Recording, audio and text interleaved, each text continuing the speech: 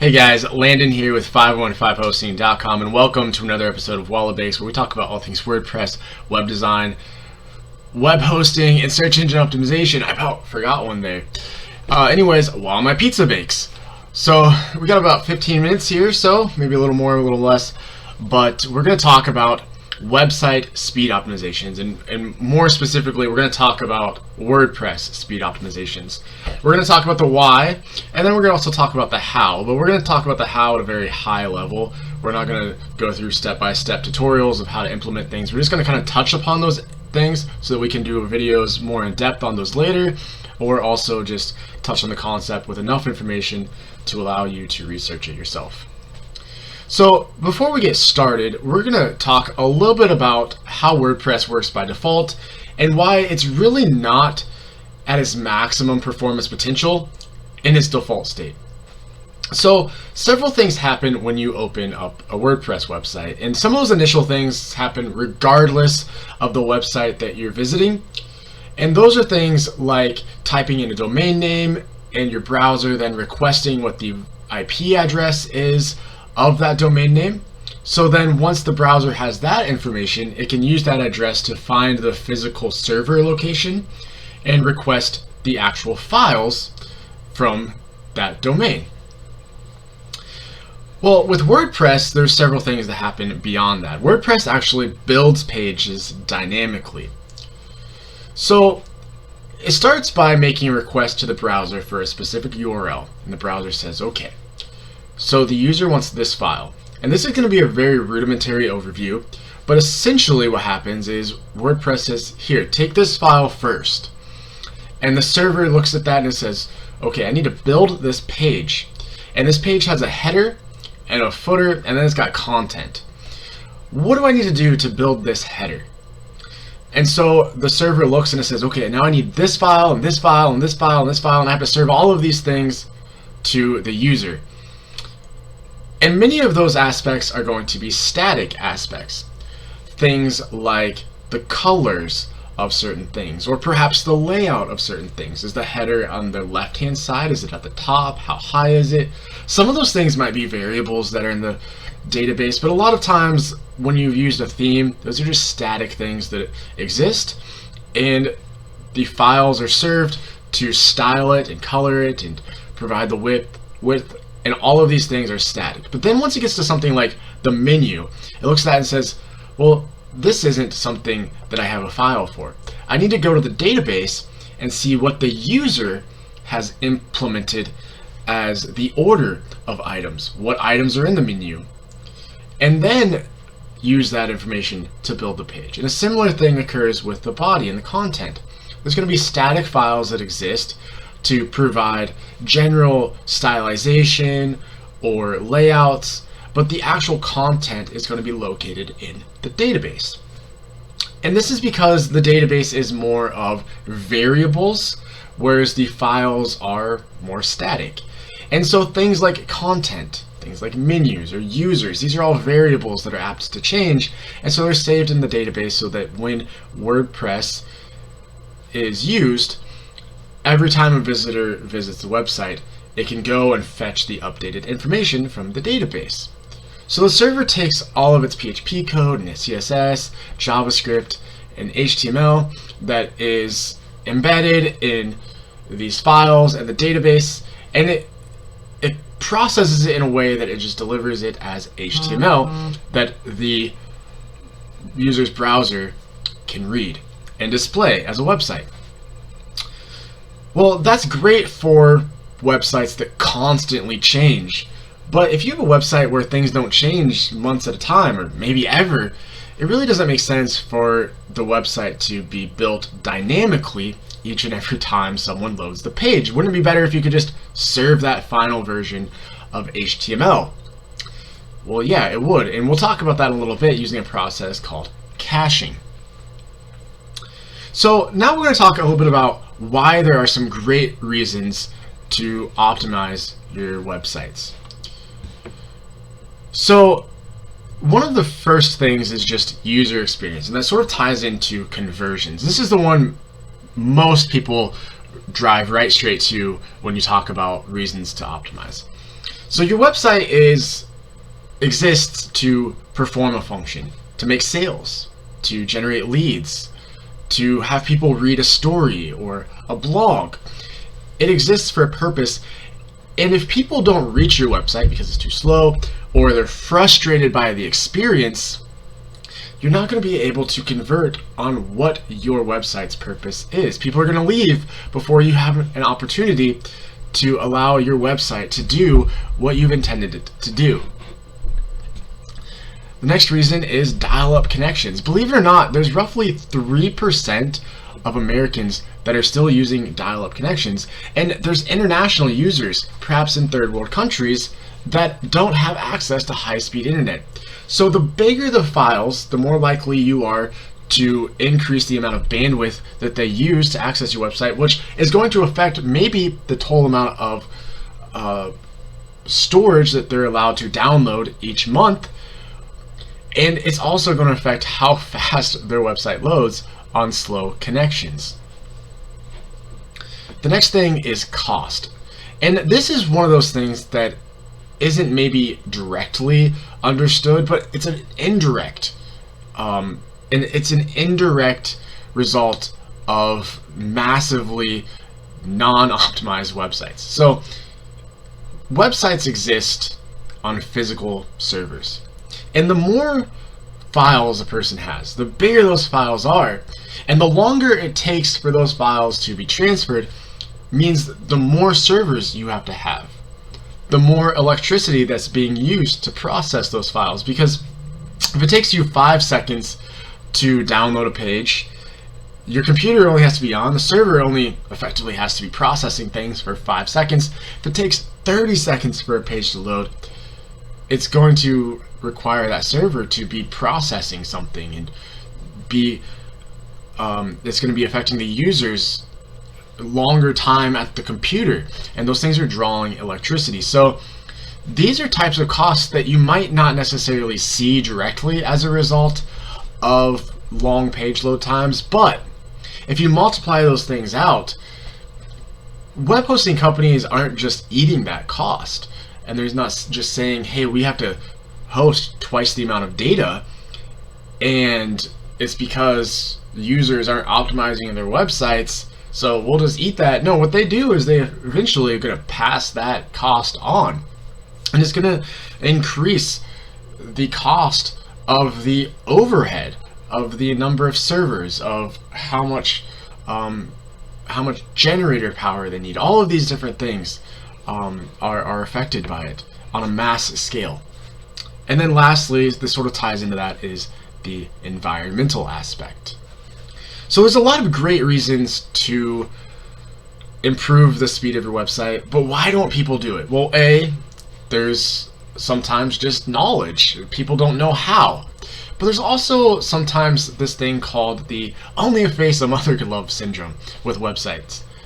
People can become incredibly proud of the website that they built.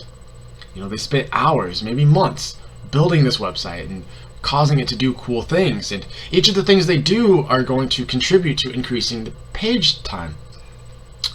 But they have a certain amount of bias in the enjoyment that they get, and a certain amount of bias in patience to wait for this beautiful creation that they made that other people aren't going to have. And so let's say the industry average for a particular website is 2 seconds to load to completion, but a user comes on there, builds a website, and it takes 5 seconds, and they're really proud of what they have. It's harder for them to perceive that their website is 3 seconds slower than what everyone else is in their industry, because they're so incredibly patient for waiting for that content to load, because they love what they've produced. Now, with that in mind, we're going to start by showing you how to optimize a WordPress website.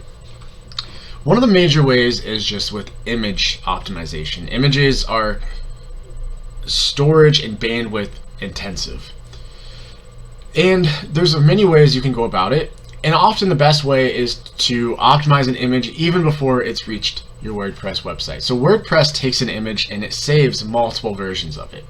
It's going to upload it at the full size, and then it's going to scale it down and make copies of it to fit thumbnails or specific sizes that a theme needs. Well, if your website is only 1200 pixels wide and you upload an image at 2400 pixels wide, you're effectively, it might not be like bit for bit, but you're effectively doubling the size of the storage that you need for that website. So if you can upload that image at 1200 wide, you're not going to have to scale the image down at the browser, and that's going to save processing time, it's going to save storage, and it's going to result in a smaller file. Another way you can do this is through image optimization, and this plugin that I use is called WP Optimize. It includes caching, which we'll talk about in a second. It includes database optimization, again, in a second. And it has an image optimization feature, so that every time you upload an image, it optimizes it. Image optimization usually occurs on a sliding scale. So at one end, you have the least amount of optimization, which is usually just kind of pulling out things that are embedded in the data that don't affect the quality of the image. So that might be what type of camera was used, what the location of was the image. These things don't affect what the user sees, but they're injected into the content or into the image data, so that when you upload it onto other computers, this sort of this cookie trail of information about where that picture originated from. So optimizing a website can be improved just by getting rid of that information, because of course every little bit of information and data results in higher storage. At the far other end of it, you have this lossless optimization, where the optimization algorithm actually goes in and adjusts the file in a way that can affect the quality of it, but reduce the file size dramatically. So you really have to kind of play with that slider. Now, I don't necessarily know the science and technology behind those things, but a way to think about maybe how that works is, let's say you have an image of space, so it's a lot of black. And let's say that throughout that there's lots of areas where the shade of blacks from one pixel to another is very, very slight. Well, you might be able to look at that and say, hey, if I just grouped this whole area together and I just made it all one color of black, I could more intelligently build that image and require less space and less processing time. So again, I don't understand the technology behind it, but that's sort of the idea that I've understood of how these image optimization softwares work. So as we mentioned earlier, every time you load a WordPress website, it is generated dynamically. So it takes all the PHP code at the server level, processes it, and then fetches stuff from the database, combines it, and serves it as HTML. If there's a way that we could save that HTML that's generated and ultimately output to the user, we could serve that directly instead of processing and building the page dynamically. And that's what caching does. So a cache is a saved version of the HTML, and it saves it for a certain period of time. If your website never changes, you can save the cache perpetually, essentially, although generally not. If your website changes by the week, you might save a cache for 7 days. You might save a cache at a page level, so that even if other pages consistently change, you can have one page that just has the HTML version saved. And these caching plugins, such as WP Optimize that I mentioned earlier, are pretty intelligent, and that's how they tend to work. So they'll only clear the cache and require the page to be dynamically rebuilt only when changes are made to a page or the website in general that would require the cache to be cleared so that users could get the updated version of it. Another thing that you can do is you can delete unnecessary plugins. And this is important not just for speed, but for also security. So when you have a plugin on the website, often, I'm looking at you like Contact Form 7, these plugins can get loaded on every single page, even if there's not a contact form on that page. And that same thing is true for a lot of plugins. So if you can look at your site and say, hey, I don't really need to use this plugin, or if you can get really technical and find a way using other plugins to strategically load plugins only when they're used on a page, you can reduce the amount of information that has to be downloaded. Another thing you can do is a content delivery network or a domain name server service. Cloudflare is a popular one because it offers both. So the way that a CDN works is every time someone accesses your website, it sits in the middle. And information that it can save, like images, it saves to its servers, and then it distributes those to its global network of servers.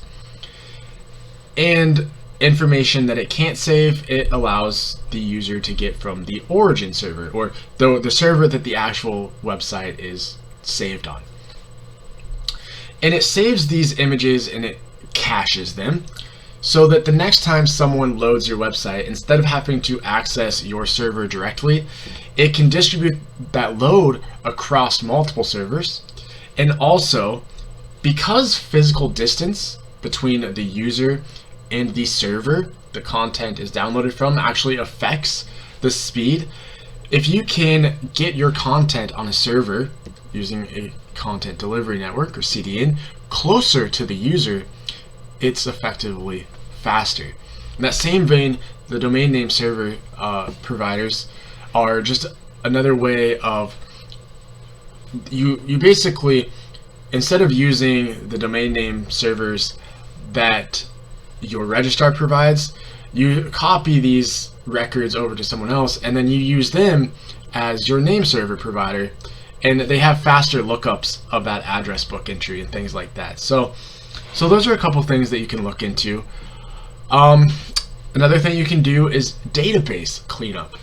So the database, as I said, holds all of this variable and dynamic information that the WordPress website has to go fetch. But the bigger this database gets, the longer it can take for that information to be found. So if you can go through and delete stuff out of the database that's sort of overhead or no longer used, such as every time you make a change on a WordPress page, it saves a revision version. So if you have the final version of the page and you're not going to make any more changes of it, all of these prior revisions are sort of backups at several stages along the way, and they're just taking up space. So you can clean those out using, again, WP Optimize or something similar to get rid of all of those extra unnecessary entries. Now we're going to jump back to images real quick, and we're going to talk about a concept called lazy loading.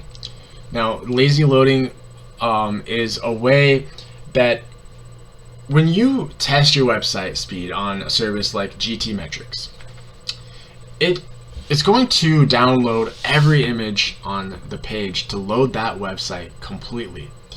But really, the user may not ever see those images at the bottom of the page if they don't scroll down. So lazy loading doesn't load the image until the user has scrolled far enough to make it worth the while to do so. So it's super helpful at speeding up a page, because say you got a 5 megabyte image at the very bottom and nobody ever gets that far, it's not going to have to process a 5 megabyte image and download that to the user's computer because they didn't get far enough to reach it. It's probably megabit. Megabyte would probably be a big photo.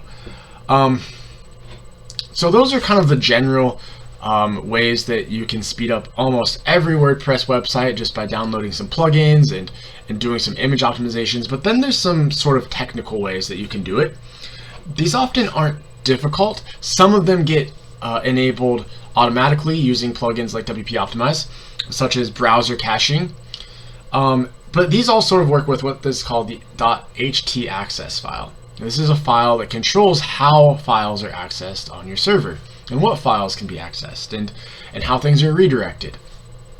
So browser caching is commonly used, but there's ways to control it further.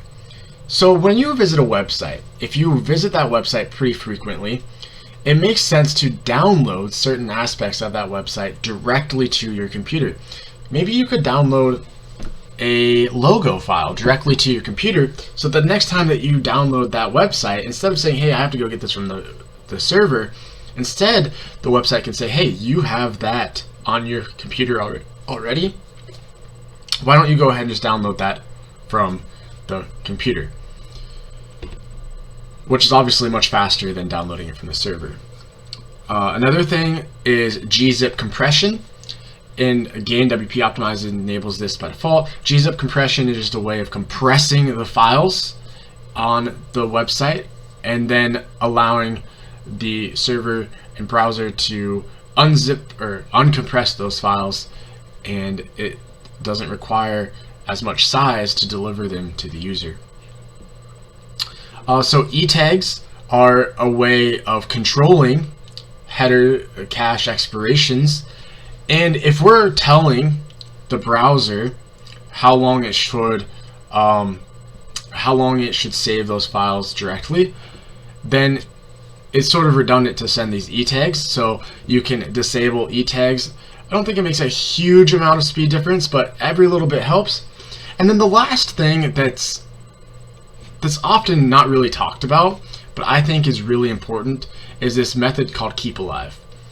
So when you enable keep alive in your htaccess file, what you're doing is you're essentially keeping the door open and allowing users to get everything they need off the website before you close the door. Now, here's sort of a layman's example. So let's say that you order groceries, and you order groceries from 2 different stores. And the first delivery driver comes and he says, hey, is this so-and-so's house? And you say, yes, it is. And he says, hey, I have some groceries for you. Would you like those groceries? And you say, yes. And then the door closes. And he goes back to his car and he delivers the first load of groceries. And then he knocks and he says, hey, is this so-and-so's house? I have groceries for you. And they said, yes, it is. I want those groceries. And he gives her the groceries. And then he goes back. And he comes back and the door's closed. And he makes several round trips. And every time he has to re-knock, ring the doorbell, and reopen the door and make that connection. And meanwhile, this other delivery driver shows up. And now he wants to deliver groceries. And the same thing happens. So what happens now, though, is if the first guy is at the door, the second guy can't get there. So using keep alive, what happens is the first connection is made and the guy with the groceries says, hey, I have some groceries for you. Can I give them to you? And then the person says yes. He goes back to his car, he grabs the first load of groceries, delivers it, goes back, delivers it, goes back, delivers it, and then that connection is finalized, everything is in the house, and then the connection shuts. And the other person can do the same thing. A connection is allowed, it's opened up, and they can deliver the groceries. Everything works fine, it goes much faster because the door is just open all the time. But by default, where servers work in a different manner, by default, servers work by reconnecting, opening the door, closing the door, reconnecting, opening, closing the door for each and every file that has to be sent. So if you enable keep alive, you can get rid of a lot of that, but there's a reason that you might not want to. So as I mentioned, if another person shows up that wants to deliver groceries, they also have to knock on the door. And what can happen is when you have this thing where you knock on the door and you close a connection, you can deliver more traffic if you can alternate how people deliver their groceries, so to speak. So if you have 100 people show up and you can close the door and then say, hey, I have groceries from this company, close it, wait for this other person to go back, deliver those files while another person comes up to the door. You can alternate and you can deliver more groceries at the same time from different companies. But you also result in taking longer overall for those groceries to be delivered. Another problem with keep alive is if one of the grocery drivers or whatever fails to close the door and just leaves for whatever reason, and there's not a good method or something's coded incorrectly, maybe a plugin has an issue that sort of times out the connection but doesn't really close it well, a lot of technical things, then the door is trying to stay open for somebody to deliver the groceries and they're not there. And now that door is not being able to be used for someone else. So that's sort of the general idea of Keep Alive. It's something that I guess kind of depends upon a use case from website to website. In a lot of cases with the websites that I work with, it makes perfect sense to do that, and it's something that's simple to do. It's just copying and pasting a couple lines of code and adding them to your htaccess file. But it may not make sense for your website. So that's pretty much a high-level overview of why to optimize your WordPress website, how to optimize your WordPress website, and some of the reasons why people don't optimize their WordPress website. If you're interested in more information like this, feel free to comment. And of course, all those cliches to say, you've probably heard it 1,000 times. If you want to continue getting videos like this, click the follow button, hit the like, and make sure you subscribe so that we can continue delivering videos that help you get a faster, better WordPress website. I think I went about 10 minutes over what I planned, so I set the oven to automatically turn off, so we should be okay. But I'm gonna go munch on some pizza and let you guys get back to work on your websites.